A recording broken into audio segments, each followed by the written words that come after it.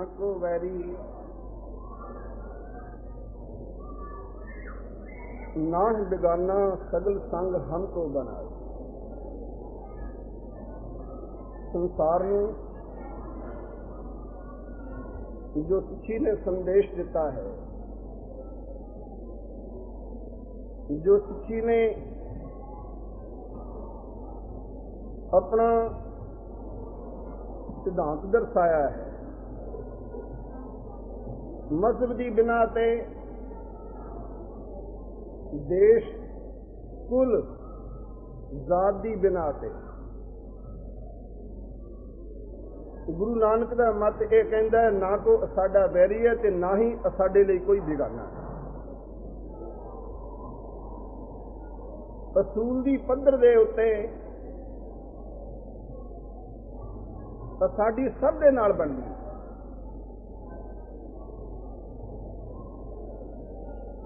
जिन्ने भी संसार दे अंदर व्यक्तिगत इंसान पैदा हुए हैं, वो एक अकाल पुरख की रचना हैं ते साडे सारे भाई हैं। असी वीर हाँ, वो साडा सब दा साझा बाप है। अपने सिद्धांत, अपनी कहनी ते अपनी करनी दे नाल गुरु नानक सतगुरु पातशाह जी की सिक्खी ने संसार दे अंदर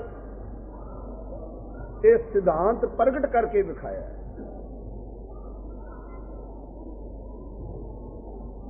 अकाल पुरख दे सब दे सांझे पिता दी सांझ दा सुख मानने लई गुरु नानक पातशाह जी ने थों थों जाके होका दिता है। गुरु जामिया दे अंदर यह सिद्धांत प्रचारिया है। सिट्टा इस सिद्धांत इस प्रचार का यह होया, तीसरे जामे के अंदर गुरु अमरदास साहब पातशाह जी ने मंजियां थापियां, अड्डो अड स्थानां दे उत्ते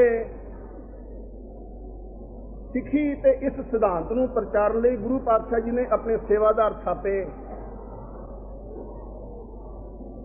उस सिख नूं मंजीदार कहंदे हुंदे सन। जिहड़ा सिख करनी अते कहणी नाल गुरु कसवट्टी दे उत्ते पूरा उतरे, उस सिख नूं ये दात ते नवाजिश दे के गुरु पातशाह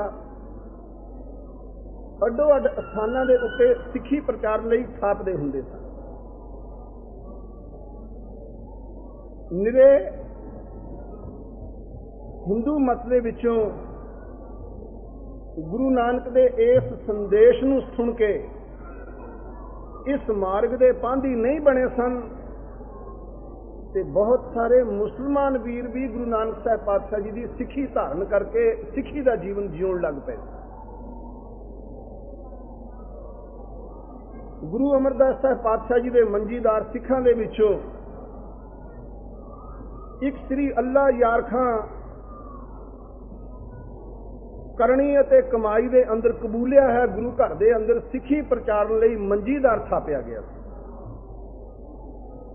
जे सिੱਖੀ दे विच किसे मजहब दे नाल किसे मजहब दे पैरोकारां नाल वितकरा हुंदा तद कदे भी सिੱਖੀ दे मंडल विच इड्डी उच्ची पदवी एक मुसलमान वीर कदे भी प्राप्त ना कर सकता।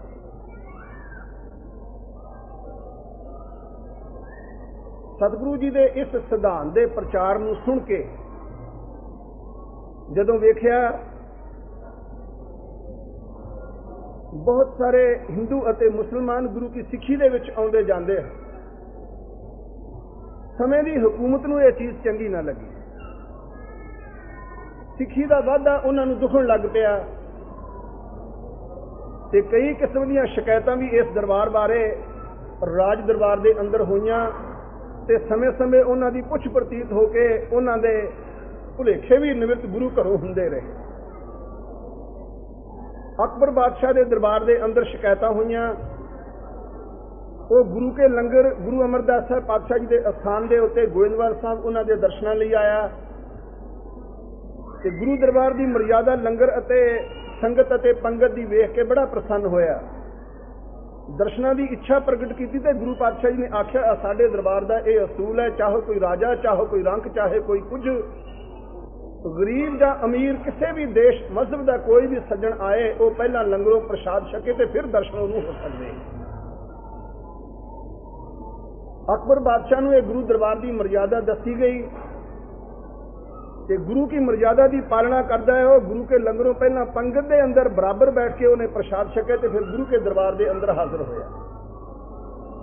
सतगुरु दरबार की मर्यादा का बड़ा वो असर पिया तो उन्हें गुरु दरबार के नाल कुछ जागीर लानी चाहिए। तो सतगुरु पातशाह जी ने आख्या, गुरु का लंगर सिखा की कमाई के नाल चलता है, जगीरां दे नाल चलण वाला लंगर नहीं है।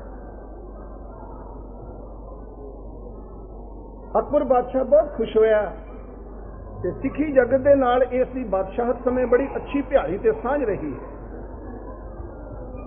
इसका पुत्र इहदे मगरों जहांगीर 24 अक्तूबर 1605 के करीब गद्दी के उत्ते बैठा।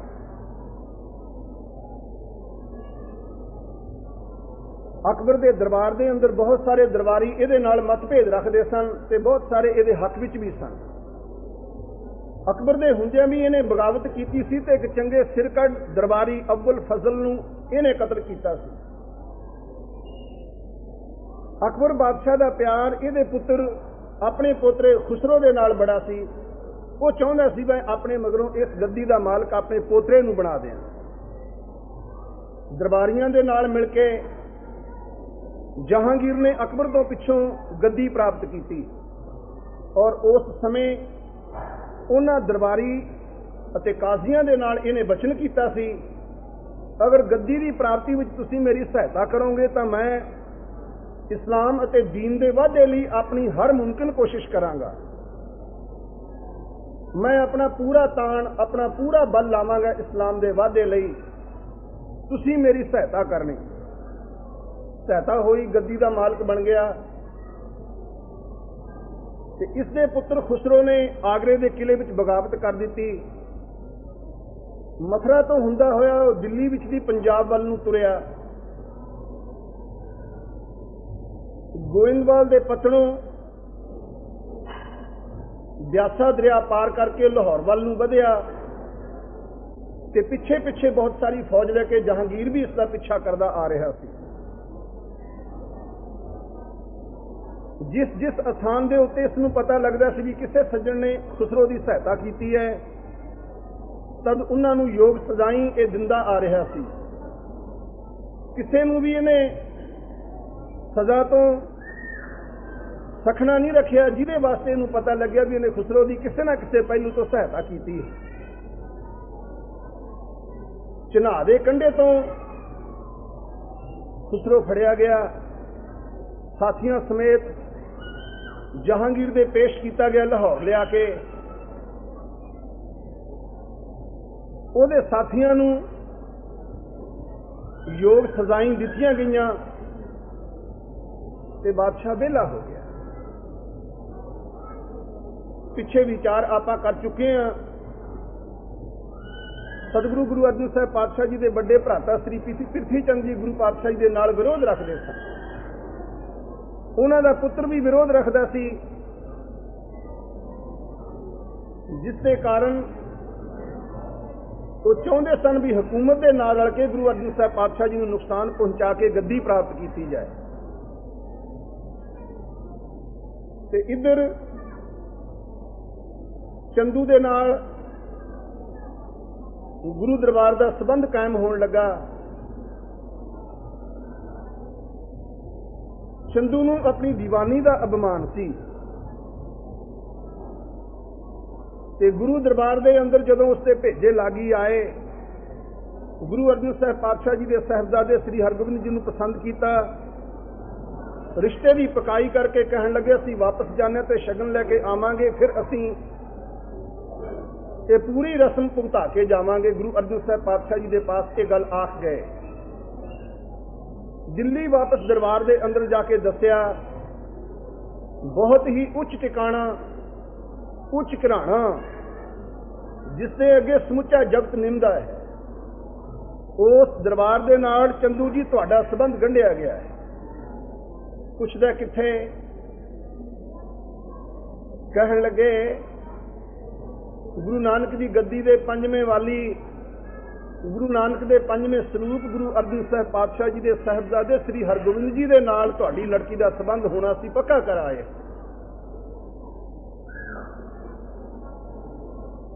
सुन के दरबार की गल कहन लगा माड़ा कीता, बहुत बुरी गल कीती। पूर्वले जन्म का, पिछले जन्म का कोई मेरी लड़की के नाल तुसीं वैर कमाया है। कहंदा जे मैं इस वड्डी सारी गल नूं छोटी करके आख दियां, लागियो कहंदा चवारे दी इट मोरी नूं लाया, जिसका भाव बनता है भी वड्डे घर का रिश्ता बहुत छोटे घर के अंदर तुसीं जाके कर आए। ये बड़ी माड़ी गल की, अच्छा नहीं किया। चंदू दे ये बचन दिल्ली की संगत के कन्ना तक अपड़े। संगत ने बेनती कर भेजी श्री अमृतसर गुरु अर्जन साहब पातशाह जी के हजूर,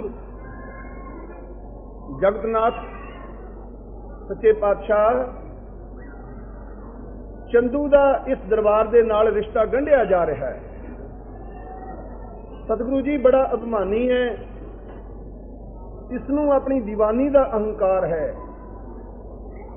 जो निरादरी अपने कुछ बचनों के नाल इन्हें गुरु दरबार की कीती है, वो निरादरी ते तिरस्कार दे शब्द साडे कन सुननों असमर्थ हैं। बड़ा दुख होया दिल्ली की संगत नूं चंदू के बचन सुन के। प्रीतम पातशाह ये दिल्ली की समुची संगत तुहाडे चरणों में बेनती करती है कि इस अभिमानी का संबंध या इस अभिमानी का रिश्ता गुरु दरबार के घर में प्रवान न किया जाए। उधरों लागी अपने ते उधरों दिल्ली की संगत की यह बेनती है। दिल्ली की संगत का पत्र लैके सिख भी हाजिर हो गया है। संगत दे विच मंगणी की रस्म अदा होने दी पूरियां तैयारियां हो गई। साहिब सतगुरु गुरु हरगोबिंद साहब पातशाह जी को सद के बिठाया गया है। ते उधरों दिल्लियों गुरु प्यारे ने जा चरनी सीस नवाया ते चरनी वो पत्र का भेटा कर दी। गुरु अर्जन साहब पातशाह जी ने वो पत्रिका चुकी ते कहन लगे, पढ़ बई गुरमुखा की लिखा है इस पत्रिका दे विच, कित्थों आया? सतगुरु जी दिल्लियों आया। प्यारिया ये की लैके आया? कहन लगा सच्चे पातशाह दिल्ली की संगत की चिट्ठी ते दिल्ली की संगत का विनय पत्र लैके आया। कहन लगे फिर इड्डी दूरों लैके आया, इनू पढ़ के भी सुना दे की लिखा है ये। पातशाह ये गल बड़ी पर्दे दी है। चंदू दे लागी चंदू दे भेजे आदमी बैठे ने। इस चिट्ठी का संबंध इस जो कुछ भुगतान जो कुछ कार्रवाई हो रही है ये नाल बड़ा भारा है। ते जे कृपा करो ये पर्दे नाल सुन लो तो बड़ी अच्छी गल होए। गुरु अर्जन साहब पातशाह कहन लगे, प्यारिया ते दिल्ली दा होवे, दिल्ली दी संगत दा होवे ये पत्र, ते संगत दी होवे ये बेनती, ते जो कुछ भी असी करन लगे होइए इहदे अंदर संगत नूं दित्ती होवे प्रधानता। क्योंकि गुरु पातशाह जी ने संगत तो पुछ के ही ये संबंध ये कार्य आरंभ किया सी। कहन लगे कोई गल नहीं, जो कुछ होएगा वेख्या जाएगा, तू दिल्ली की संगत की चिट्ठी संगत दे विच उच्ची बोल के सुना दे। वो चिट्ठी पढ़ते ही संगत सुन के बड़ी आश्चर्य हुई भी है चंदू इहो जे खोजे बचन बोलदा है। ਤੇ ਉਸ ਸੰਗਤ ਦੇ ਨਾਲ ਆਪਣੀ ਪ੍ਰਵਾਨਗੀ ਦੇ ਦਿੱਤੀ ਸੱਚੇ ਪਾਤਸ਼ਾਹ, ਇਸ ਅਭਿਮਾਨੀ ਦਾ ਰਿਸ਼ਤਾ ਸੱਚਮੁੱਚ ਹੀ ਨਾ ਕਬੂਲਿਆ ਜਾਏ। ਕਹਿਣ ਲੱਗੇ ਸੰਗਤ ਦਾ ਹੁਕਮ ਨਹੀਂ ਮੋੜਿਆ ਜਾਣਾ। ਸਿੰਘਾਂ ਨੇ ਬੇਨਤੀ ਕੀਤੀ, ਸੱਚੇ ਪਾਤਸ਼ਾਹ ਚੰਦੂ ਬੜਾ ਰਿਸਾਈ ਵਾਲਾ ਬੰਦਾ ਹੈ ਤੇ ਪ੍ਰਿਥੀ ਚੰਦ ਦੀ ਇਸ ਦੇ ਨਾਲ ਮੇਲ ਮਿਲਾਪੜੀ ਹੈ। ਉਹ ਤਾਂ ਅੱਗੇ ਜਾ ਜਾ ਕੇ ਗੋਂਦਾ ਗੁੰਦਾ ਹੈ, ਜੇ ਆਰੇ ਸਰਕਾਰੇ ਇਸ ਕਰਿੰਦੇ ਦੇ ਨਾਲ ਸਾਡਾ ਵੈਰ ਪੈ ਗਿਆ ਤਾਂ ਤਕਰੀਬਨ ਸਤਿਗੁਰੂ ਸੱਚੇ ਪਾਤਸ਼ਾਹ ਜੀ ਇਹ ਦੋਖੀਆਂ ਨੂੰ ਸਮਾਂ ਮਿਲ ਜਾਏਗਾ ਕੋਈ ਵਾਰ ਕਰਨ ਦਾ। ਗੁਰੂ ਅਰਜਨ ਸਾਹਿਬ ਪਾਤਸ਼ਾਹ ਕਹਿਣ ਲੱਗੇ ਕੋਈ ਗੱਲ ਨਹੀਂ, ਸੰਗਤ ਦੇ ਹੁਕਮ ਦੀ ਪਾਲਣਾ ਦੇ ਵਿੱਚ, ਸੰਗਤ ਦੇ ਹੁਕਮ ਨੂੰ ਮੰਨਣ ਵਿੱਚ, ਸੰਗਤ ਦੀ ਖੁਸ਼ੀ ਪ੍ਰਾਪਤ ਕਰਨ ਲਈ ਕਿੰਨਾ ਵੀ ਵੱਡੇ ਤੋਂ ਵੱਡਾ ਕਸ਼ਟ ਕਿਉਂ ਨਾ ਸਹਿਣਾ ਪਵੇ, ਉਹ ਅਸੀਂ ਖਿੜੇ ਮੱਥੇ ਪ੍ਰਵਾਨ ਕਰਾਂਗੇ ਤੇ ਅਕਾਲ ਪੁਰਖ ਦੀ ਰਜ਼ਾ ਸਮਝਾਂਗੇ ਉਸ ਨੂੰ। ਇਹ ਰਿਸ਼ਤਾ, ਇਹ ਸੰਬੰਧ ਨਹੀਂ ਪ੍ਰਵਾਨਿਆ ਜਾਏਗਾ। ਚੰਦੂ ਇਸ ਸੰਬੰਧ ਦੇ ਟੁੱਟਣ ਕਰਕੇ ਗੁਰੂ ਦਰਬਾਰ ਦਾ ਦੋਖੀ ਸੀ, ਪ੍ਰਿਥੀ ਚੰਦ ਇਹਦਾ ਸਹਾਇਕ ਸੀ। ਇਸ ਦੀ ਸਹਾਇਤਾ ਦੇ ਨਾਲ ਉਹਨੇ ਦਿੱਲੀਓਂ ਗੁਰੂ ਅਰਜਨ ਸਾਹਿਬ ਪਾਤਸ਼ਾਹ ਜੀ ਦੇ ਉੱਤੇ ਸੁਲੀ ਖਾਂ ਨੂੰ ਚੜਾ ਕੇ ਵੀ ਲਿਆਂਦਾ ਸੀ। ਮਾਲਵੇ ਵਿੱਚ ਕੋਠਾ ਪਿੰਡ ਉਸ ਨੂੰ ਜਾਗੀਰ ਵਜੋਂ ਮਿਲਿਆ ਸੀ ਤੇ ਜਦੋਂ ਉਹਦਾ ਦੋਸਤ, ਉਹਦਾ ਸਾਥੀ ਸੁਲੀ ਖਾਂ ਕੋਠੇ ਨਗਰ ਵਿੱਚ ਇਹਦੇ ਪਾਸ ਪਹੁੰਚਿਆ ਤੇ ਸ਼ਿਕਾਰ ਖੇਡਣ ਗਏ ਬਾਹਰ, ਇਹ ਦੋਵੇਂ ਗੋਂਦਾਂ ਗੁੰਦਦੇ ਹਨ ਵੀ ਕਿਵੇਂ ਗੁਰੂ ਅਰਜਨ ਦੇਵ ਪਾਤਸ਼ਾਹ ਜੀ ਦੇ ਉੱਤੇ ਹਮਲਾ ਕਰਨਾ ਹੈ, ਪਰ ਇਹ ਨਹੀਂ ਪਤਾ ਵੀ ਉੱਥੇ ਪਹੁੰਚਣ ਦਾ ਸਮਾਂ ਮਿਲਣਾ ਵੀ ਹੈ ਜਾਂ ਨਹੀਂ। ਸ਼ਿਕਾਰ ਖੇਡਣ ਗਏ, ਭੱਠੇ ਵੇਖਦਿਆਂ ਤੇ ਘੋੜਾ ਤਰਬ ਗਿਆ, ਇੰਦਾ ਇਉਂ ਉਹ ਨੱਠਿਆ, ਇਉਂ ਦੌੜਿਆ, ਸੁਲੀ ਖਾਨ ਨੂੰ ਲੈ ਕੇ ਭੱਠੇ ਦੇ ਅੰਦਰ ਜਾ ਡਿੱਗਿਆ ਤੇ ਸਣੇ ਘੋੜੇ ਹੀ ਉਸ ਭੱਠੇ ਦੇ ਅੰਦਰ ਸੜ ਕੇ ਸੁਆਹ ਹੋ ਗਿਆ। ਅੰਮ੍ਰਿਤਸਰ ਪਹੁੰਚਣ ਦਾ ਸਮਾਂ ਹੀ ਨਾ ਮਿਲਿਆ। ਗੁਰੂ ਅਰਜਨ ਸਾਹਿਬ ਪਾਤਸ਼ਾਹ ਜੀ ਨੇ ਆਪਣੀ ਬਾਣੀ ਅੰਦਰ ਫਰਮਾਇਆ, ਸੁਲही ਤੇ ਨਾਰਾयण राख, सुलही का हाथ कहीं ना पहुंचा, सुलही होए मुआ ना पाक। फिर इसने भतीजे सुलभी खां ਨੂੰ ਲਿਆਂਦਾ। ਰਸਤੇ ਵਿੱਚ ਤਨਖਾਹ ਤੋਂ ਸੈयद ਭਰਾਵਾਂ ਦੇ ਨਾਲ ਝਗੜਾ ਹੋਣ ਕਰਕੇ ਉਹ ਵੀ ਕਿਸੇ ਸੈयद ਭਰਾ ਦੇ ਹੱਥੋਂ ਮਾਰਿਆ ਗਿਆ ਤੇ ਅੰਮ੍ਰਿਤਸਰ ਨਾ ਪਹੁੰਚਿਆ। ਇੱਧਰ ਇਹ ਇਹਨਾਂ ਦੀ ਪੂਰੀ ਕੋਸ਼ਿਸ਼ ਸੀ ਕਿਸੇ ਸ਼ਕਲ ਦੇ ਅੰਦਰ ਗੁਰੂ ਅਰਜਨ ਸਾਹਿਬ ਪਾਤਸ਼ਾਹ ਜੀ ਦੇ ਉੱਤੇ ਵਾਰ ਕੀਤਾ ਜਾਏ, ਉਹਨਾਂ ਤੋਂ ਆਪਣਾ ਬਦਲਾ ਲਿਆ ਜਾਏ, ਕੋਈ ਸਮਾਂ ਮਿਲੇ, ਕੋਈ ਕਾਰਨ, ਕੋਈ ਬਹਾਨਾ ਪੈਦਾ ਹੋਏ ਜਿਸ ਦੇ ਕਾਰਨ ਮੈਂ ਆਪਣੇ ਸੀਨੇ ਦੀ ਭਟਕਦੀ ਅਗਨੀ ਨੂੰ ਠੰਡੀ ਕਰ ਸਕਾਂ। ਤੇ ਕੁਦਰਤ ਨੇ ਢੋਮੇਲ ਬਣਾ ਦਿੱਤਾ। ਖੁਸਰੋ ਨੇ ਬਗਾਵਤ ਕੀਤੀ ਤੇ ਉਹਦੇ ਪਿੱਛੇ ਪਿੱਛੇ ਆਇਆ ਜਹਾਂਗੀਰ ਲਾਹੌਰ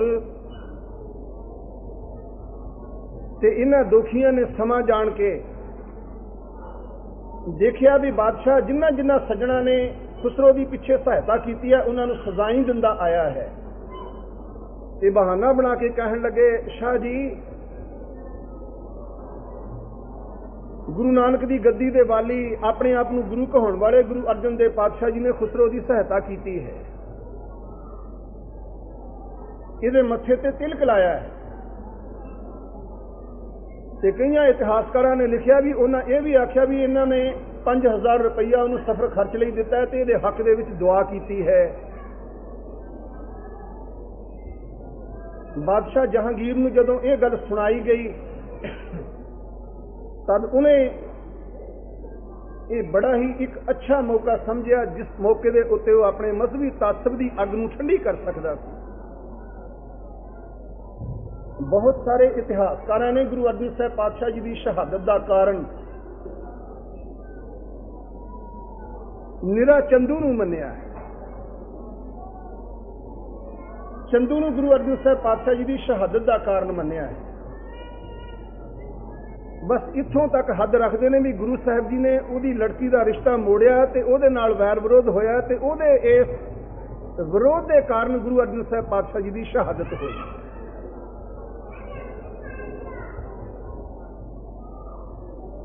ਲੇਕਿਨ ਜੇ ਜਹਾਂਗੀਰ ਦੀ ਆਪਣੀ ਲਿਖਤ ਨੂੰ ਪੜ੍ਹਦੇ ਹਾਂ ਤਦ ਉਸ ਤੋਂ ਪਤਾ ਲੱਗਦਾ ਹੈ तो उसके जहांगीरी के अंदर उसने आप लिखा है, दरिया ब्यासा के किनारे गोइंदवाल नगर दे विच एक अर्जन नामे हिंदू साधु के भेख दे विच ਰਹਿੰਦਾ ਸੀ, ਉਸਨੇ ਆਪਣੀ ਬਜ਼ੁਰਗੀ ਤੇ ਖੁਦਾ ਤੱਕ ਨਜ਼ਦੀਕੀ ਦਾ ਢੋਲ ਬੜਾ ਉੱਚਾ ਕਰਕੇ ਵਜਾਇਆ ਹੋਇਆ ਸੀ।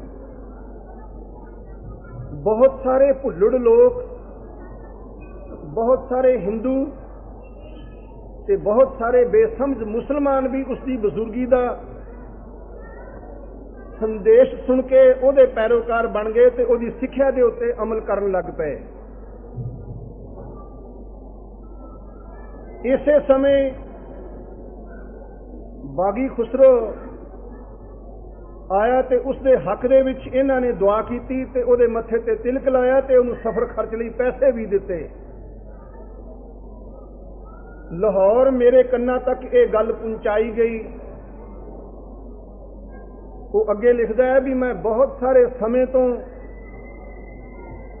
ਉਡੀਕ ਵਿੱਚ ਸਾਂ ਕੋਈ ਐਸਾ ਕਾਰਨ ਪੈਦਾ ਹੋਵੇ ਜਿਸ ਕਾਰਨ ਦੇ ਪੈਦਾ ਹੋਣ ਨਾਲ ਇਹਨਾਂ ਦੀ ਇਹ ਚੱਲ ਰਹੀ ਦੁਕਾਨ ਸਦਾ ਲਈ ਬੰਦ ਕੀਤੀ ਜਾਏ। ਗੁਰਤਾ ਨੂੰ ਉਹ ਇੱਕ ਦੁਕਾਨ ਸਮਝਦਾ ਸੀ। ਇਸ ਚੱਲ ਰਹੀ ਦੁਕਾਨ ਨੂੰ ਬੰਦ ਕੀਤਾ ਜਾਏ ਤੇ ਉਸ ਗੁਰੂ ਭਾਵ ਗੁਰੂ ਅਰਜਨ ਦੇਵ ਜੀ ਨੂੰ ਜਾਂ ਤਾਂ ਮੁਸਲਮਾਨ ਬਣਾਇਆ ਜਾਏ ਤੇ ਜਾਂ ਤਸੀਹੇ ਦੇ ਕੇ ਉਸ ਨੂੰ ਕਤਲ ਕੀਤਾ ਜਾਏ।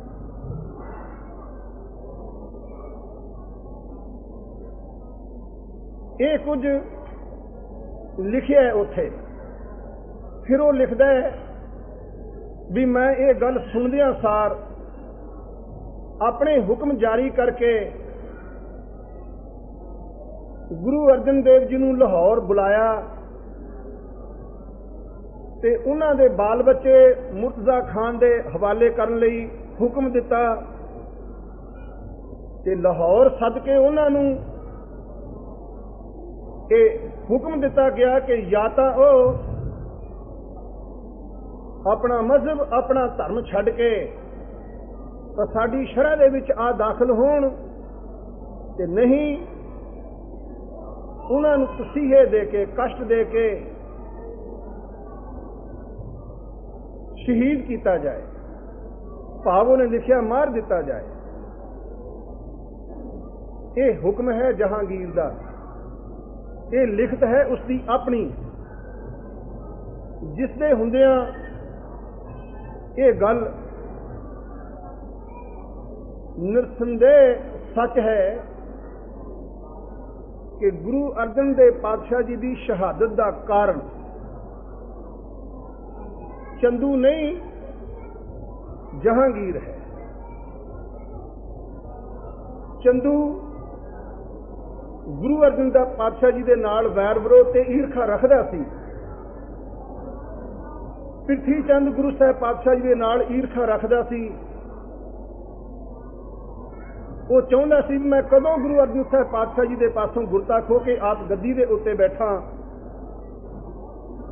ਕਿਉਂਕਿ ਸਤਿਗੁਰੂ ਗੁਰੂ ਅਰਜਨ ਦੇਵ ਪਾਤਸ਼ਾਹ ਜੀ ਨੇ ਸਾਹਿਬ ਗੁਰੂ ਹਰਗੋਬਿੰਦ ਜੀ ਦੀ ਪੈਦਾਇਸ਼ ਤੋਂ ਪਹਿਲਾਂ ਉਹਦੇ ਪੁੱਤਰ ਮਿਹਰਬਾਨ ਨੂੰ ਆਪਣਾ ਪਤਰੇਲਾ ਬਣਾ ਕੇ ਪਾਲਿਆ ਸੀ। ਬੱਚਿਆਂ ਵਾਂਗੂ ਉਹਦੀ ਪਾਲਣਾ ਕਰਦੇ ਹੁੰਦੇ ਸਨ ਤੇ ਪ੍ਰਿਥੀ ਚੰਦ ਨੂੰ ਇਹ ਨਿਸ਼ਚਾ ਸੀ ਵੀ ਗੁਰੂ ਅਰਜਨ ਦੇਵ ਜੀ ਦੇ ਘਰ ਕੋਈ ਪੁੱਤਰ ਨਹੀਂ, ਕੋਈ ਔਲਾਦ ਨਹੀਂ, ਇਹਨਾਂ ਤੋਂ ਪਿੱਛੋਂ ਗੁਰਿਆਈ ਦੀ ਗੱਦੀ ਸਾਡੇ ਘਰ ਦੇ ਵਿੱਚ ਹੀ ਆਉਣੀ। ਪਰ ਇਹ ਵੀ ਉਹਦੀ ਇੱਛਾ ਪੂਰਨ ਨਾ ਹੋਈ ਤੇ ਮਾਤਾ ਗੰਗਾ ਜੀ ਨੂੰ ਮਿਹਣਾ ਮਾਰ ਬੈਠੀ ਕਰਮੋਂ। ਕਹਿਣ ਲੱਗੀ ਕੀ ਹੋਇਆ ਜੇ ਧੋਖੇ ਦੇ ਨਾਲ ਤੁਸੀਂ ਸਾਥੋਂ ਗੁਰਗੱਦੀ ਖੋਹ ਲਈ ਹੈ। ਜੇ ਗੁਰੂ ਬਣ ਬੈਠੇ ਹੋ ਜਗਤ ਦੇ ਤੇ ਆਪਣੀ ਪੂਜਾ ਪ੍ਰਤਿਸ਼ਠਾ ਕਰਵਾਉਂਦੇ ਹੋ ਲੋਕਾਂ ਦੇ ਪਾਸੋਂ, ਤਦ ਕਹਿੰਦੀ ਕੀ ਬਣ ਗਿਆ, ਤੁਹਾਡੇ ਘਰ ਕਿਹੜਾ ਕੋਈ ਪੁੱਤਰ ਹੈ, ਤੁਸੀਂ ਤਾਂ ਪੁੱਤਰੋਂ ਖਾਲੀ ਸੰਸਾਰ ਦੇ ਵਿੱਚੋਂ ਜਾਣਾ, ਗੱਦੀ ਅਖੀਰ ਨੂੰ ਆਉਣੀ ਤਾਂ ਸਾਡੇ ਘਰ ਹੀ ਹੈ ਨਾ। ਮਾਤਾ ਗੰਗਾ ਜੀ ਤੋਂ ਇਹ ਮਿਹਣਾ ਸੁਣਿਆ ਨਾ ਗਿਆ ਤੇ ਉਹਨਾਂ ਨੇ ਗੁਰੂ ਅਰਜਨ ਸਾਹਿਬ ਪਾਤਸ਼ਾਹ ਜੀ ਦੇ ਅੱਗੇ ਅਰਦਾਸ ਕੀਤੀ, ਪਾਤਸ਼ਾਹ ਦੁਨੀਆ ਦਾ ਕੋਈ ਵੀ ਮੰਗਤਾ, ਦੁਨੀਆ ਦਾ ਕੋਈ ਵੀ ਅਭਿਲਾਖੀ ਤੁਹਾਡੇ ਦਰੋਂ ਅੱਜ ਤੱਕ ਖਾਲੀ ਨਹੀਂ ਗਿਆ ਤੇ ਗਰੀਬ ਨਿਵਾਸ ਅੱਜ ਮੈਂ ਤੁਹਾਡੇ ਦਰਬਾਰੋਂ ਇੱਕ ਇੱਛਾ ਲੈ ਕੇ ਮੰਗਣ ਲਈ ਆਈ। ਸਤਿਗੁਰੂ ਕਹਿਣ ਲੱਗੇ ਗੰਗਾ ਜੀ ਕੀ ਮੰਗ। ਗੰਗਾ ਜੀ ਕਹਿਣ ਲੱਗੇ ਗਰੀਬ ਨਿਵਾਸ ਸੱਚੇ ਪਾਤਸ਼ਾਹ ਇੱਕ ਪੁੱਤਰ ਦੀ ਦਾਤ ਬਖਸ਼। सतगुरु गुरु अर्जन साहब पातशाह कहन लगे, गंगा पुत्र अपनी किस्मत के अंदर लिखिया ने। कहन लगे, प्रीतम जी जे नहीं लिखिया तो फिर हुण लिख दो। गुरु अर्जन साहब पातशाह कहन लगे, गंगा मेरे अंदर ये समर्था नहीं, मैं तेरी किस्मत के अंदर पुत्र लिख दिया। गरीब निवास कोई साधन, हाँ एक गल बन सकती है, जे कोई ब्रह्म ज्ञानी कोई पहुंची हुई व्यक्ति कर देवे अरदास, तो फिर सचमुच गंगा जी तुहाडी कुखों पुत्र पैदा होता है। नाल गल है भी ब्रह्म ज्ञानी सेवा के उत्ते प्रसन्न होंदे आ। जे कहो भी असी गुरु के महल हाँ, उन्होंने पास जाके कह दोगे तो फटाफट गल दे विच पल्ला पा के खड़ जाणगे, इं ब्रह्म ज्ञानियों ने अरदास नहीं करनी, इं नहीं कम बनना। गंगा सेवा ते प्रसन्न होणगे, जे किते तू रिझा लिया उन्होंने तो सचमुच पुत्र वाली बन जाए। जीवनवास किवें? कहन लगे, सिख जगत के अंदर ब्रह्म ज्ञानी बाबा बुढ़ा जी जिन्हां दे हथ दे अंदर ये बख्शिश ते बरकत है। अपने पवित्र हथ दे नाल जिस व्यक्ति दे मत्थे दे उत्ते तिरक ला लैण उहनूं गुरु बना दिंदे हैं। ये वड्डता, ये खूबी, ये बाबा बुढ़ा जी दे अंदर गुण है। जो गुरु की भीड़ दे अंदर वसदे हैं उन्हां दी सेवा करो, प्रसाद छकाओ उन्हां नूं, ते पुत्र दी दात तुहानूं बख्श देणगे। माता गंगा जी सुन के कहन लगी, सच्चे पातशाह मैं बड़ी बड़ी प्रसन्न हाँ, मैनूं तुसीं ढंग दस दिता है, मैं तो सवेरे ही बाबा बुढ़ा जी के पास उन्होंने प्रसाद छकाउण लई जावांगी। सवेरे प्रसाद तैयार करवाया, रथ जोड़ ले, दासियां ले लियां नाल ते सवार हो गए, प्रसाद रख के गए गुरु की भीड़ नूं। बाबे की भीड़ दे अंदर अपड़े ते बाबा जी वेख के दूरों कहंदे ने भी ये धूड़का दी उड़दी है। सेवक वेख के कहन लगा, बाबा जी गुरु के महल आउंदे ने, गुरु के महलों के रथ आ रहे हैं। ते सुते सिद्ध कहन लगे, गुरु के महलों नूं की भाजड़ा पै गईयां। ते सिख कहन लगा, वाहिगुरु बख्श सच्चे पातशाह। माता जी गए, प्रसाद रखिया, छक लिया, जिन्नी की इच्छा सी उन्ना क छक लिया, बोले नहीं, कुछ नहीं बोले। माता गंगा जी के नाल गई दासी कहन लगी, बाबा जी बेनती करना आया, माता जी प्रसाद लेके आए ने, अरदास करवाउण लई तुहाडे पास असीं हाज़र होए हां। कादी? कहन लगे, तुसीं अरदास करो, माता जी पुत्र की इच्छा प्राप्त मन के अंदर लैके तुहातों अरदास करवाउण लई आए हो, तुसीं ब्रह्म ज्ञानी हो, तो तुसीं अरदास करो, इन्हां नूं पुत्र की दात प्राप्त होवेगी। बाबा जी कहन लगे, मैं गुरु दरबार का घाही,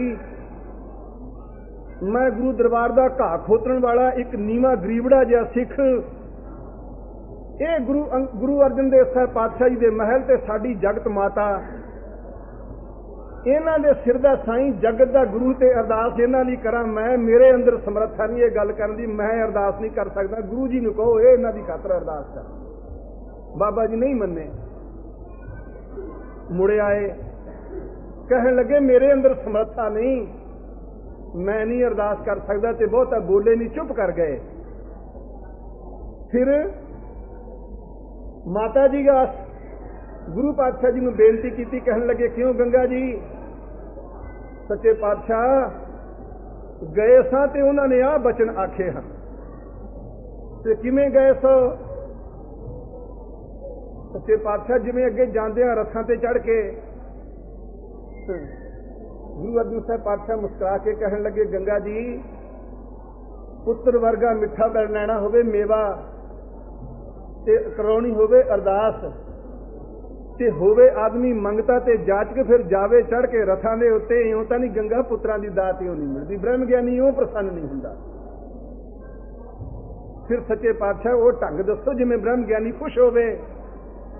कहन लगे, सुन अमृत वेले उठी इशनान करके बाणी पढ़ के अपने हथी पीही आटा, आटा पीस के अपने हथी रिड़कियो दुध मक्खण कढ़ियो ते मिठे प्रशादे तैयार करियो गुरु गुरु जपदियां।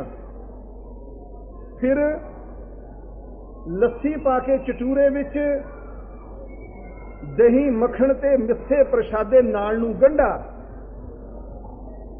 सिर ते उत्ते चुक नंगे पैरी गंगा जी बीड़ विच जायो। फिर गुरु अकाल पुरख बख्शिश करेगा तुहाडे। सत बचन नंगे पैरी प्रसाद तैयार करके सीस उत्ते चुक के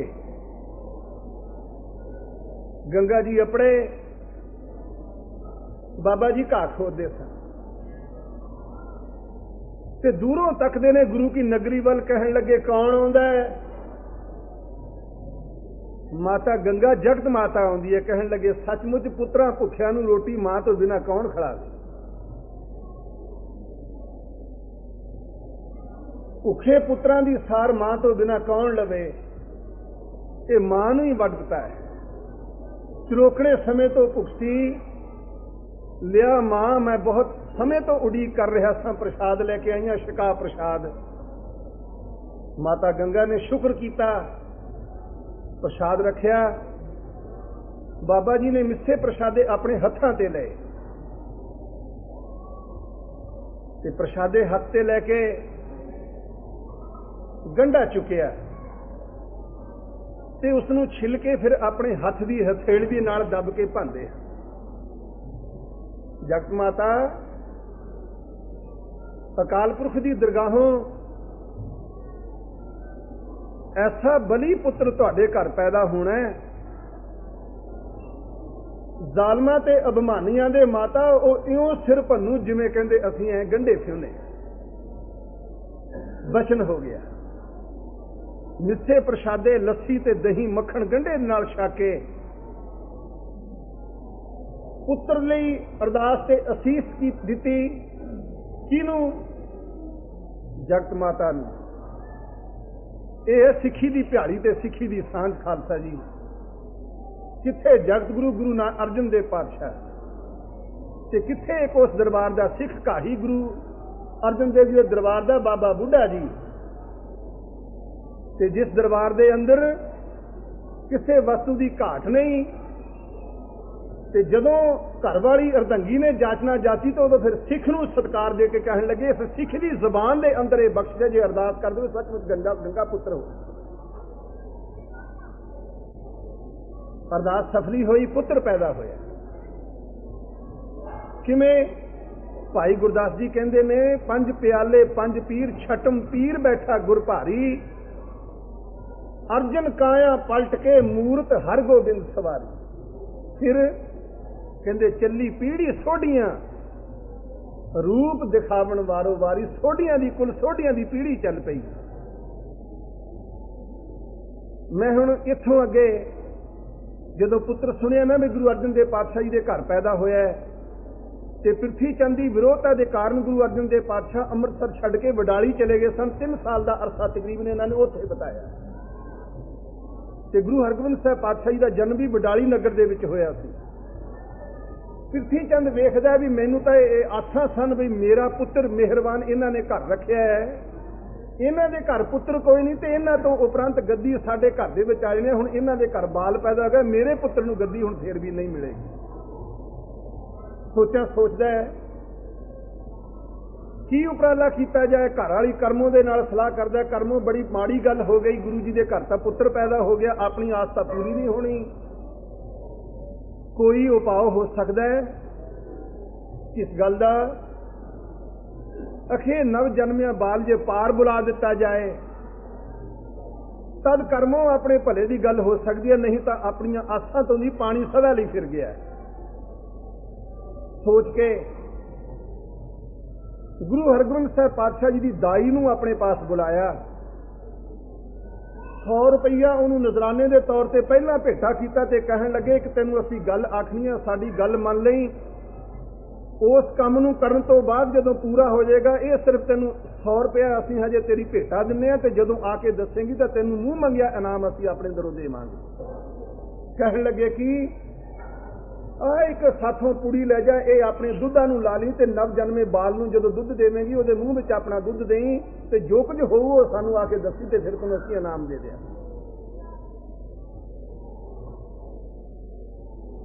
ਸ੍ਰੀ ਕ੍ਰਿਸ਼ਨ ਜੀ ਨੂੰ ਵੀ ਪੂਤਨਾ ਦੇ ਰਾਹੀਂ ਜ਼ਹਿਰ ਦਵਾਇਆ ਗਿਆ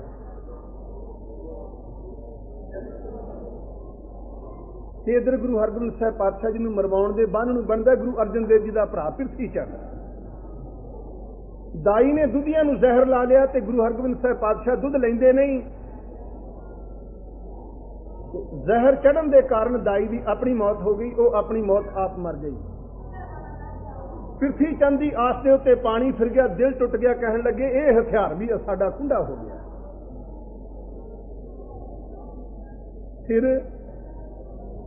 ਫਿਰ ਹੋਰ ਕਹਿੰਦੇ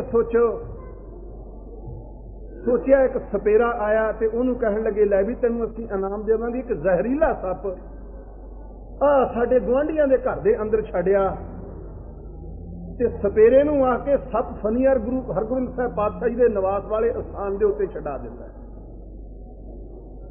ਬਾਲ ਖੇਡੇਗਾ ਤੇ ਸੱਪ ਲੜ ਜਾਏਗਾ, ਸਾਡਾ ਮਤਲਬ ਹੱਲ ਹੋ ਜਾਏਗਾ।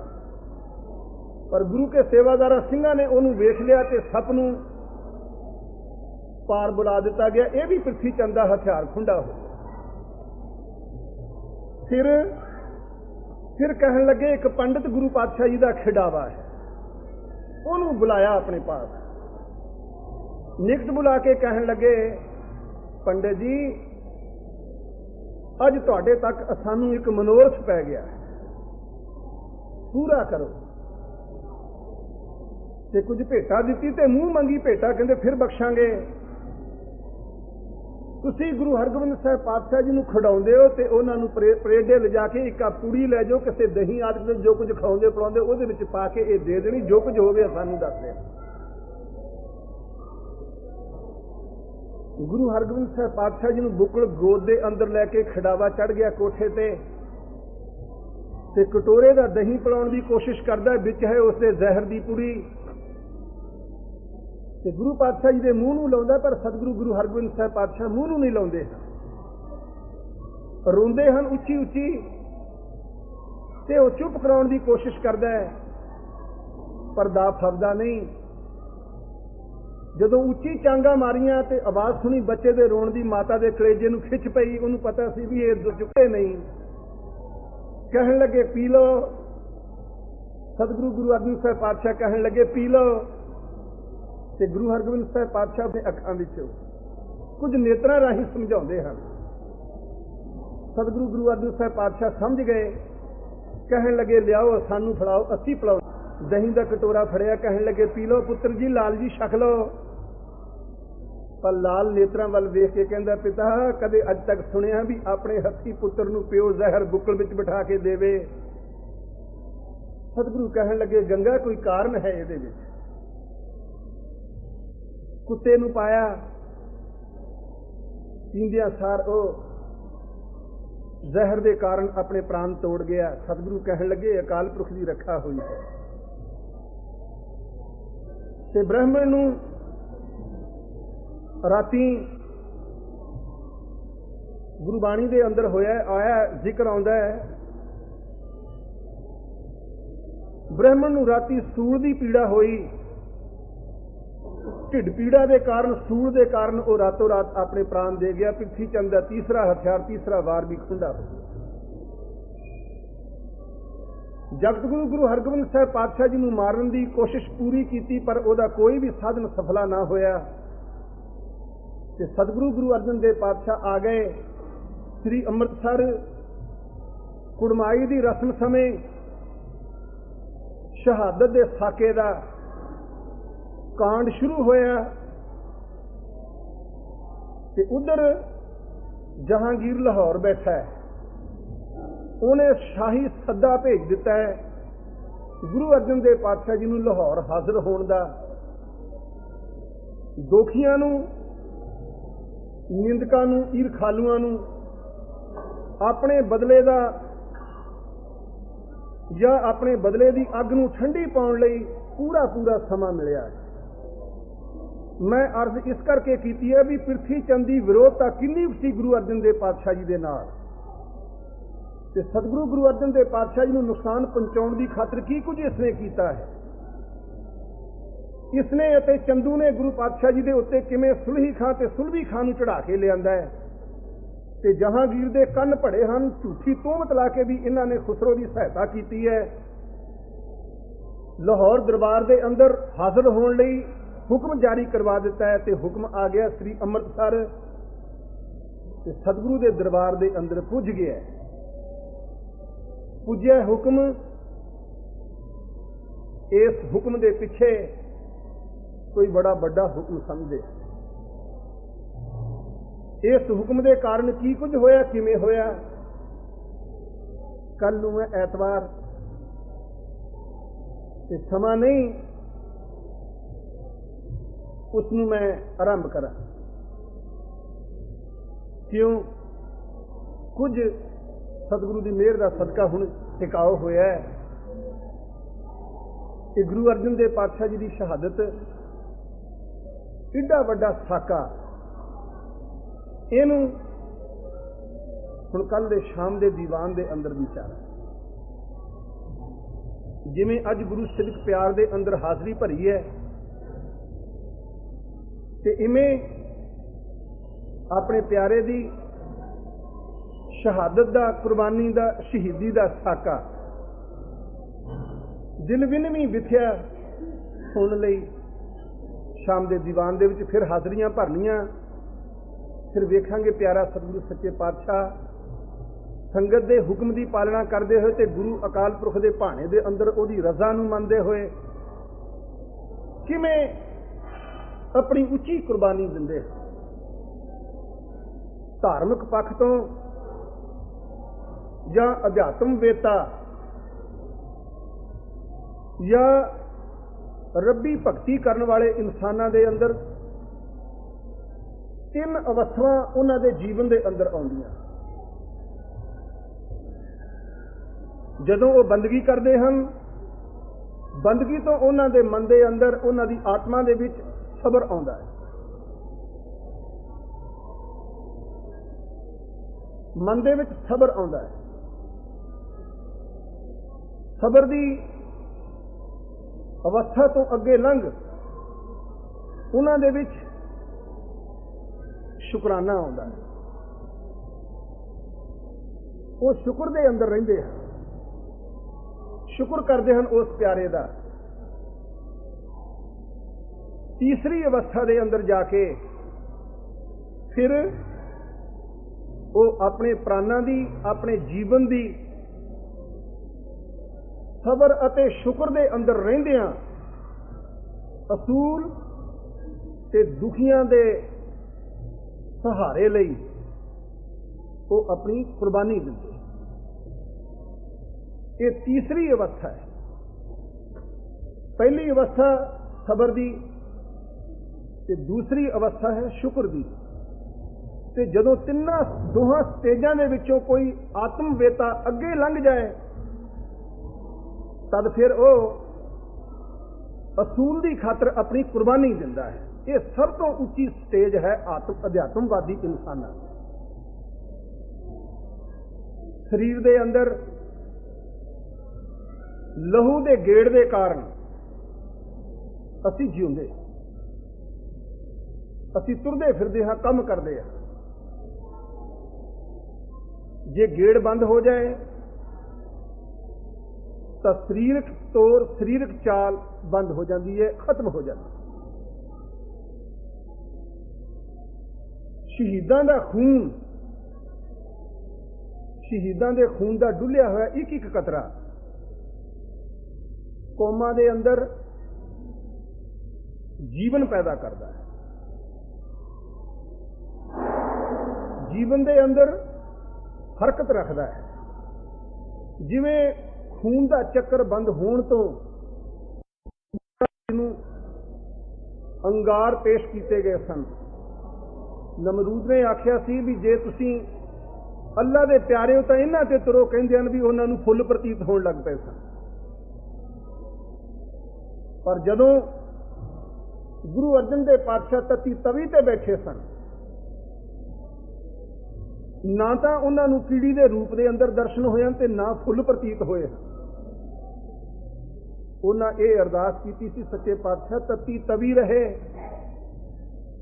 ਤਵੀ ਰਹੇ ਤਤੀ, ਪਰ ਬਖਸ਼ਿਸ਼ ਮੇਰ ਦਾ ਹੱਥ ਸੀਸ ਤੇ ਰੱਖ ਕੇ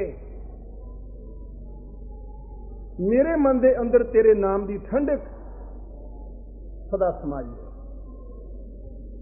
ਤੇ ਕਿਹਾ ਸੀ ਕਲ ਤਾਤੀ ਠੰਡਾ ਹਰਨ, ਨਾਮ ਦੀ ਠੰਡਕ ਨੂੰ ਹਿਰਦੇ ਦੇ ਅੰਦਰ ਵਸਾ ਕੇ ਤਤੀ ਤਵੀ ਦੇ ਤਸੀਹੇ ਤੇ ਪਾਣੀ ਉਬਲਦੇ ਦੇ ਉਬਾਲ, ਤੱਤੇ ਰੇਤ ਦੇ ਕੜਛਿਆਂ ਦਾ ਤਸੀਹਾ ਜਿਵੇਂ ਝੱਲਿਆ,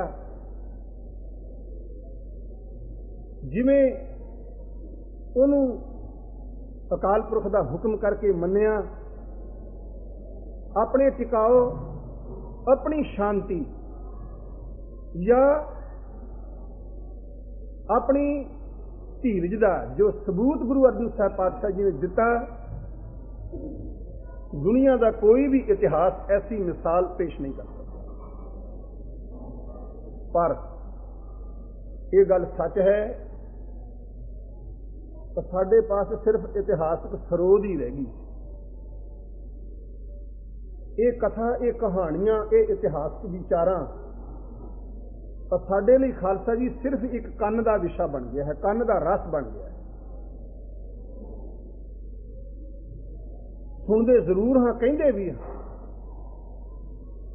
ਪਰ ਇਸ ਦਾ ਅਸਰ ਨਹੀਂ, ਅਸਰੋਂ ਬਿਲਕੁਲ ਸਖਣੇ।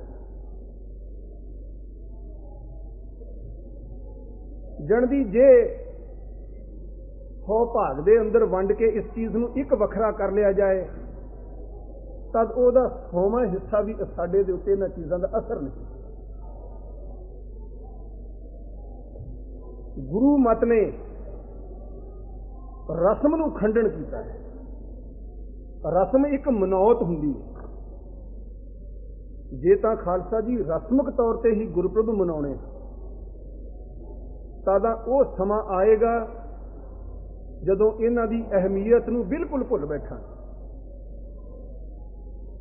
ਜੇ ਗੁਰੂ ਕੀ ਕਰਨੀ, ਗੁਰੂ ਦੇ ਉਪਕਾਰਾਂ ਨਾਲ, ਸਤਿਗੁਰੂ ਦੀਆਂ ਘਾਲਣਾ ਦੇ ਨਾਲ ਸਾਡਾ ਕੋਈ ਸੰਬੰਧ ਹੈ, ਕੋਈ ਭਿਆਲੀ ਹੈ, ਜੇ ਵਿਚਾਰਦੇ ਹਾਂ ਜਾਂ ਮਹਿਸੂਸ ਕਰਦੇ ਹਾਂ ਵੀ ਜੋ ਕੁਝ ਕੀਤਾ ਗੁਰੂ ਪਾਤਸ਼ਾਹ ਜੀ ਨੇ ਇਹ ਲੋਕ ਭਲਾਈ ਦੀ ਖਾਤਰ ਜਨਤਾ ਦੇ ਵਾਸਤੇ ਕੀਤਾ ਹੈ, ਤਦ ਫਿਰ ਇਹ ਸਾਡਾ ਕਰਤੱਵ ਹੈ, ਇਹ ਸਾਡਾ ਫਰਜ਼ ਹੈ।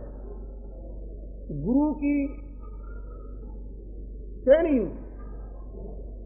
ਗੁਰੂ ਦੇ ਹੁਕਮ, ਗੁਰੂ ਦੀ ਸਿੱਖਿਆ, ਜੇ ਬਹੁਤਾ ਨਹੀਂ ਤਾਂ ਥੋੜਾ ਤਾਂ ਮੰਨ ਲਈਏ, ਜੇ ਬਹੁਤਾ ਨਹੀਂ ਉਹ ਤੇ ਅਮਲ ਕਰ ਸਕਦੇ ਤਾਂ ਥੋੜਾ ਤਾਂ ਮੰਨ ਲਈਏ। ਸਤਿਗੁਰੂ ਗੁਰੂ ਅਰਜਨ ਦੇਵ ਪਾਤਸ਼ਾਹ ਜੀ ਦੇ ਪਾਸ ਸਿੱਖਾਂ ਨੇ ਬੇਨਤੀ ਕੀਤੀ, ਗਰੀਬਨਵਾਜ ਸੱਚੇ ਪਾਤਸ਼ਾਹ ਮਨ ਨਹੀਂ ਟਿਕਦਾ। ਕਹਿਣ ਲੱਗੇ ਅੱਛਾ ਤੈਨੂੰ ਇਸ ਗੱਲ ਦੀ ਸੋਝੀ ਹੈ ਵੀ ਤੇਰਾ ਮਨ ਨਹੀਂ ਟਿਕਦਾ? ਕਿ ਹਾਂ ਸੱਚੇ ਪਾਤਸ਼ਾਹ ਨਹੀਂ ਟਿਕਦਾ। ਕਹਿਣ ਲੱਗੇ ਸਿੱਖਾ ਸੁਭਾਗਾ ਹੈ, ਜੇ ਤੈਨੂੰ ਇੰਨੀ ਸੋਝ ਹੋ ਗਈ ਵੀ ਤੇਰਾ ਮਨ ਨਹੀਂ ਨਾ ਟਿਕਦਾ ਤਦ ਉਹ ਵੀ ਅਵਸਥਾ ਤੇਰੇ ਉੱਤੇ ਆਵੇਗੀ ਜਦੋਂ ਤੈਨੂੰ ਇਸ ਮਨ ਦੇ ਟਿਕਾਉਣ ਦਾ ਸਾਧਨ ਵੀ ਲੱਭ ਪਵੇਗਾ। ਨਹੀਂ ਤਾਂ ਦੁਨੀਆ ਨੂੰ ਇਹ ਨਹੀਂ ਪਤਾ ਲੱਗਦਾ ਵੀ ਬਾਣੀ ਪੜ੍ਹਦਿਆਂ ਮਨ ਕਿੱਥੇ ਤੁਰਿਆ ਫਿਰਦਾ, ਬੈਠੇ ਗੁਰਦੁਆਰਿਆਂ ਪਤਾ ਨਹੀਂ ਕੀ ਚਿਤਵਣੀਆਂ ਸਾਡੇ ਮਨ ਦੇ ਅੰਦਰ ਆਈ ਜਾਂਦੀਆਂ ਨੇ। ਇਸ ਲਈ ਖਾਲਸਾ ਜੀ ਇਹ ਪੁਰਬਾਂ ਦੀ ਜੋ ਅਹਿਮੀਅਤ ਹੈ, ਜੋ ਕੁਝ ਇਹਨਾਂ ਦੇ ਪਿੱਛੇ ਪ੍ਰੇਰਨਾ ਤੇ ਸੰਦੇਸ਼ ਹੈ, ਉਸ ਨੂੰ ਵਿਚਾਰਨ ਦੀ ਕੋਸ਼ਿਸ਼ ਕਰੀਏ ਤੇ ਜੋ ਕੁਝ ਉਹਦੇ ਵਿੱਚੋਂ ਮਿਲਦਾ ਹੈ, ਜੋ ਕੁਝ ਉਸ ਵਿਚਾਰ ਦਾ ਸਿੱਟਾ ਹੈ, ਉਹਨੂੰ ਆਪਣੇ ਜੀਵਨ ਦੇ ਅੰਦਰ ਅਮਲੀ ਜਾਮਾ ਪਹਿਨਾਈਏ। ਤਾਂ ਗੁਰੂ ਕੇ ਇਹ ਪੁਰਬ ਮਨਾਏ ਸਾਡੇ ਸਫਲੇ ਤੇ ਸਾਡੀਆਂ ਹਾਜ਼ਰੀਆਂ ਭਰਨੀਆਂ, ਲੰਗਰ ਤਿਆਰ ਕਰਨੇ ਤੇ ਛਕਣੇ ਛਕਾਉਣੇ ਸਾਰੇ ਹੀ ਸਫਲੇ। ਤੇ ਜੇ ਮੱਥਾ ਟੇਕਿਆ ਤੇ ਕੜਾਹ ਪ੍ਰਸ਼ਾਦ ਛਕਿਆ ਤੇ ਬਾਹਰ ਨਿਕਲਦਿਆਂ ਸਰ ਉਹੀ ਲਾਲਾ ਲਾਲਾ ਫੇਰ ਕਰਨੀ ਸ਼ੁਰੂ ਕਰ ਦੇਣੀ ਹੈ, ਤਦ ਇਹ ਸਮਝ ਲਓ ਆਪਾਂ ਸਾਰੇ ਹੀ भी साडी किस्मत के अंदर हजे फर्क है। जे किसी इंसान के मूँह के अंदर कोई वस्तु होवे, जिन्ना चिर उसका वो रस माणदा, कदे भी उसके स्वाद नूं बोल के नहीं दस सकता। जदों उसकी जबान उस रस तो सखनी है फिर कुछ बोलेगा। सियाणे कहंदे ने जिन्ना चिर मुट्ठी बंद रहे उन्ना चिर पड़दा बनिया रहिंदा, जदों खुल जाए उदों पता लग जांदा भी की है इहदे विच। ਇਹ ਗੁਰਮਤਿ ਦਾ ਇੱਕ ਸਿਧਾਂਤ ਹੈ। ਭਾਵ ਜਿਹੜੇ ਸੱਜਣਾ ਨੇ ਇਸ ਪਾਸੇ ਵੱਲ ਕੋਈ ਰਸ ਮਾਣਿਆ, ਮੈਂ ਵੇਖਦਾ ਸੰਗਤ ਦੇ ਵਿੱਚ ਅਸੀਂ ਬੈਠੇ ਸੁਣਦੇ ਹਾਂ ਤੇ ਮਗਰੋਂ ਭੋਗ ਪੈਂਦਿਆਂ ਸਰ ਪਤਾ ਨਹੀਂ ਗੱਲਾਂ ਦੀ ਕਿਵੇਂ ਬੁਛਾਰਟ ਸਾਡੇ ਉੱਤੇ ਹੁੰਦੀ ਹੈ। ਉਹੀ ਗੱਲਾਂ, ਉਹੀ ਸਾਡੇ ਆਪਣੇ ਵਿਚਾਰ ਐਸੇ ਸ਼ੁਰੂ ਕਰਦੇ ਹਾਂ, ਜੋ ਕੁਝ ਸੁਣਿਆ ਸੁਣਾਇਆ ਹੁੰਦਾ ਸਾਰੇ ਤੇ ਅਸੀਂ ਆਪਣੇ ਆਪ ਹੀ ਪੋਚਾ ਫੇਰ ਲੈਂਦੇ। ਜੇ ਕੁਝ ਸਿੱਖਿਆ, गुरु की बाणी, गुरु का प्रचार, गुरु का इतिहास सुन के ओदा आनंद कुछ समय नहीं मानना है, तद एक एदा साधन है वो ये देखियो विचार करके भी अज असी गुरु के दरबारों विचार की प्राप्त किया है, की बाणी असी सुनी है, की इतिहास साडे ने सानू दस्या है। जिन्ना चिर उहनूं विचारांगे उन्ना चिर ओदा रस है ते ओदा स्वाद है ते ओदा साडी आत्मा दे उत्ते प्रभाव है। ਜਦੋਂ ਉਸ ਨੂੰ ਛੱਡ ਕੇ ਗੱਲਾਂ ਦੇ ਵਿੱਚ ਲੱਗ ਗਏ ਉਹਨੇ ਲੈ ਜਾਣਾ ਤੇ ਸਾਡੇ ਪੱਲੇ ਕੱਖ ਵੀ ਨਹੀਂ ਰਹਿਣਾ। ਇਸ ਲਈ ਜਦੋਂ ਗੁਰੂ ਦਰਬਾਰ ਦੇ ਅੰਦਰ ਆਉਨੇ ਆ, ਇਹ ਕੋਸ਼ਿਸ਼ ਕਰਨੀ ਚਾਹੀਦੀ ਹੈ ਵੀ ਕੀਰਤਨ ਤੋਂ ਉਪਰੰਤ ਕੋਈ ਐਸੀ ਚੀਜ਼ ਅਸੀਂ ਨਾ ਕਰੀਏ। ਜੋ ਕੁਝ ਸਾਡਾ ਮਕਸਦ ਮੰਤਵ ਹੈ ਇੱਥੇ ਆਉਣ ਦਾ, ਉਹਨੂੰ ਪੱਲੇ ਲੈ ਕੇ ਆਪਣੇ ਘਰ ਨੂੰ ਤੁਰ ਜਾਈਏ। ਇਹਦੇ ਨਾਲ ਸੰਗਤ ਦਾ ਵੀ ਸੰਬੰਧ ਹੈ, ਇਹਦੇ ਨਾਲ ਪ੍ਰਬੰਧ ਦਾ ਵੀ ਸੰਬੰਧ ਹੈ।